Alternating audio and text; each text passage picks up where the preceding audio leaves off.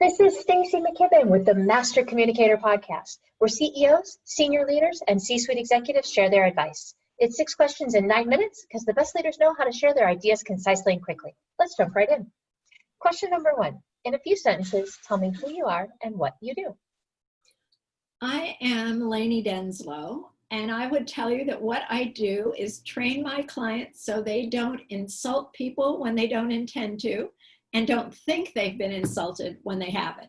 Now, I would translate that to tell you that what I do is training in the area of cultural differences and how those cultural differences shape the way people around the world do business. So it could be something as simple as understanding that what it means to be on time in Silicon Valley is different than what it means to be on time if you're in Mexico City. And if you don't know that, you could run into some very awkward moments.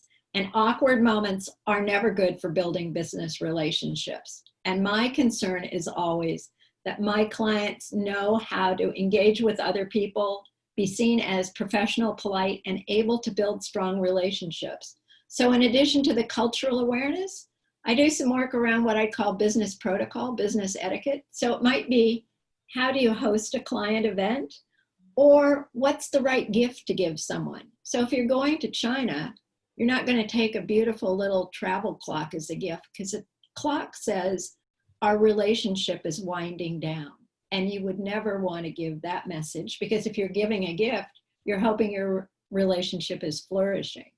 So that's my work. And I've had 2 books published that are along those themes. So I had one called Working with Americans, one called Worldwise, What to Know Before You Go, all about helping people understand how to connect with each other. Well, then you're the guest I've been searching for, Miss Lanie. This is perfect. Yes, because we're going to talk about leadership and communication and, the importance of how you do that and what you say and how you say it matters. And I have a feeling you agree with that. Absolutely. So I'm curious, from your perspective, what's the best thing about leading people?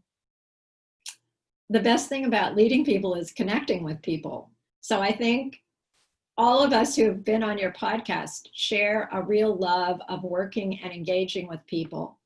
And I think I would add that one of the pleasures is being able to contribute to people growing, learning to do things maybe that they didn't think they could ever do. It's a privilege. And the other part that's really special about leading people is getting to learn from them. Being open to learning and sharing and hearing what they have to teach you, as well as how you can support them. I love that congruency, right? That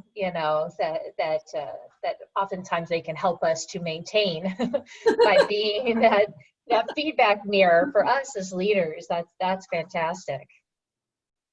I often hear from other leaders, business would be great if it weren't for that pesky people part. I'm curious, what are your thoughts about that? Certainly thinking globally about that. I can imagine that culturally that shows up all the time. Well, culturally it shows up in the sense that we don't always understand why people are doing what they're doing. So maybe how they communicate isn't clear to us. And so we get frustrated. And I think that's when we start defining people as those pesky people. They bother us. But none of us would be doing what we are doing if we didn't love working with people. That is because business is really about engaging with people. Mm-hmm. But when it comes to, I think it's worth acknowledging that some days people seem really pesky and annoying. And you interviewed a guy named Mark Hankin. Yeah. I thought he made a very insightful comment that relates to this. And he said, when you can see there's a problem, if you can catch it when it's a little problem and address the issue, then in essence, you can turn a pesky person into a pleasant person. So I think that is one of our responsibilities as we lead, is to help people get past what we define as pesky. They might think is perfect, but so that we both could agree that they are pleasant people to be with. I love that. And again, you're putting yourself in the driver's seat to kind of intentionally drive that change, as opposed to just throwing your hands up and saying, oh, it's too hard to deal with, right? You can't do that every day, but if you hold it in your thoughts, you can do it enough times to make a difference. I love that. So if I had a group of leaders here right now in front of you, what piece of advice about communication would you give to them? I think the first thing I would tell them is to turn the old golden rule upside down. The golden rule that says, do unto others as you would have them do unto you. Mm-hmm. But it's valuable to turn that upside down and think about do unto others as they wish you would do unto or for them. So especially in the area of communication, sometimes, and culturally, this is very important. Sometimes we have somebody who would rather have us send them a text than write them an email, or call them better than those two other things. So it behooves us to listen and learn what can we do best to help people hear what we're trying to communicate. One of the people on one of your podcasts said, it's useful to remember that our brains work differently. We process things differently. And for me, the message is always that culturally, different people in different parts of the world have a different approach to communication. And the more we can understand that, the better we can connect. Okay. So as I think about, the community and folks we should be paying attention to, what other Lanie Denslows are out there should we be paying attention, right? What other successful business leaders like yourself should be on the show? Like, who else should we be paying attention to? I have thought about this since we talked about this, and there are two women that I think would be interesting for you to talk to. One is Jen Lee, who is a bankruptcy attorney, but I wouldn't suggest you bring her on to talk about that, but rather the work she does to try to have individuals and especially companies, managers, understand the impact of financial stress on employees and how that impacts their work. And she's done, before this was a hot topic, she's done a lot of coaching, teaching with companies about what they can do to support their employees, how to spot the financial stress, and maybe some things they can do to relieve it. And the other person I would suggest you talk to is a woman named Christine Rose.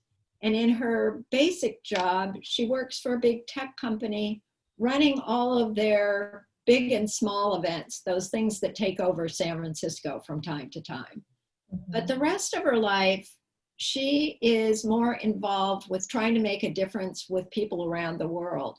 So this year she was in Uganda working on an innovation summit put together by a micro business enterprise group.